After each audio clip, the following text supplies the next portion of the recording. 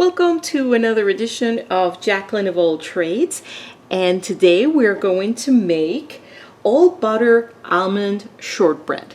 And I have this recipe from the book Tea Fit for a Queen, and these are recipes and drinks for afternoon tea, and the book was published in association with the Historic Royal Palace. And so here is the book, and I thought, because everything is so grim nowadays with the pandemic and everything, and people aren't really going out, I thought, how about we make a little treat for ourselves? And it's got some surprising ingredients, and you will see what I mean right now. So ideally, you would want to work from weights. When it comes to baking, in order to get a really reliable product each and every time, you want to use weights. So here actually are two of the leftover shortbreads that my son and husband didn't eat. It comes out about 20 of these. This is a double recipe from the one in the book. And you want to have a 10 by 12 pan, flat pan, where you're going to spread the dough once it's done. So back to the ingredients.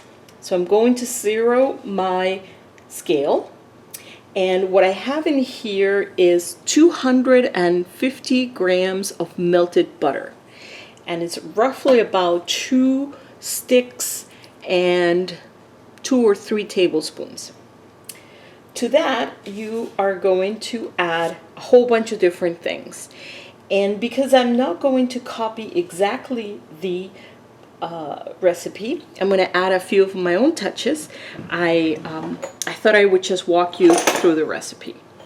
So I just need a spoon. Now in the book, the recipe says to cut up the butter into little cubes, and I just find that where there is any kind of cookies in which you are supposed to cream the sugar and the butter, it's too much work, and it really doesn't affect the ultimate product. So for me, what I did was I melted the butter to create an even consistency. To that, I'm going to add 100 grams of sugar, and I'm just going to move it around a little bit. Just have the sugar and the butter get to know each other. All right. To that, we are going to add 100 grams of almond flour. And this is flour that I bought at Costco. And it's a Kirkland brand. So it's up to you. You could make your own almond butter, but if you just want to have it ready-made, I think the one at Costco works really well. And I keep mine in the refrigerator or freezer if I'm not going to use it for a while, because I want to make sure that it stays fresh when I'm ready. So you're going to find a few little lumps, and it doesn't matter. You can just kind of slowly just press them against the side of the bowl. To that, you're going to add 200 grams of all-purpose flour.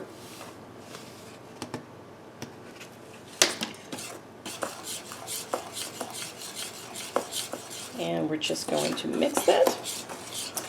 And here comes the unusual ingredient. Now, you could use cornstarch, but what I did, because I actually have a lot of maseca, which is a corn flour for making tortillas, I use 100 grams of maseca.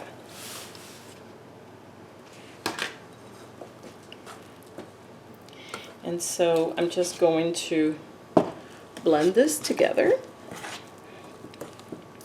Now, when this recipe was developed, there weren't any kind of flavoring extracts at the time. And I think that's one of the reasons why it used the almond flour, to give it more of a taste. What I do instead is I'm going to use some of my vanilla extract that I made myself, and I'm going to link down below the vanilla extract video. And I'm just going to be generous. I'm not going to measure this. Probably like a tablespoon or so. That works. And the other thing that I'm going to add as an extract is elderflower syrup. This is a liqueur. It's made in France, and it tastes like lemon. So you could add some lemon grind. I'm trying to think what the name of that is, but anyway, some sort of a lemon extract. But for me, since I have this, I use what I have. And so I'm just going to mix this all together, and you get this sort of a paste. Now what's going to happen is, because of the almond flour, all of the butter will be readily absorbed, and you end up with sort of a paste that holds its shape like that. Now, because this is again sort of my recipe, I am going to add a couple of handfuls of chocolate chips, because that's what my family likes. And so here comes one, and here comes the other one. So I'm just gonna mix all of this. If it's too difficult, if it's too stiff for you to mix, you could add a little bit more of the different extracts of your preference, or you could just use a little bit of elbow grease and move, do the best to combine everything together. So here we are, it's just mixed in, and I'm going to remove my scale. Now, the recipe talks about greasing the pan. I personally think, since we have quite a bit of butter, I think we're good. Just in case, so it doesn't stick, I use aluminum foil, but I would think that a non-stick cookie sheet would work too. And so all I'm going to do is just put this, spread it on the pan, and just be aware, again, this is a double recipe, so you don't need to make as much. You would just cut all the ingredients in half. And I'm just making sure we get everything out, and then all I do is I just press it to spread them out.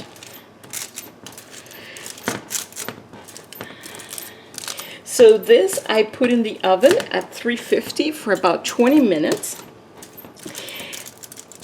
You could do maybe 15 minutes, and then you could just sprinkle some sugar on top, and at that point you could actually cut them into little triangles, which is usually what shortbread cookies shape is. However, you don't need to. You could theoretically, if you wanted to, just roll them into little bowls and create little cookies that way. But whatever makes you happy is what you should do. If you prefer the traditional shape, by all means, go for it. Now, you will find that this is a very crumbly cookie dough. So what you want to do is put them in the oven for a little bit before they're cooked all the way. Then you want to score the lines of the cookies. And then you want to put them back in the oven to finish cooking. Now, do not take them out immediately after they're done, because they're going to fall apart. So what you have to do is, once they are baked and they have the lines of the shape that you want, what you have to do is put them in the refrigerator. Because of all the butter, they're going to settle, they're going to get really hard, and then you can definitely unmold them and serve them in a plate, just like I have right here. So I hope you enjoyed this video, and we will see you in the next one. Thank you. Bye-bye.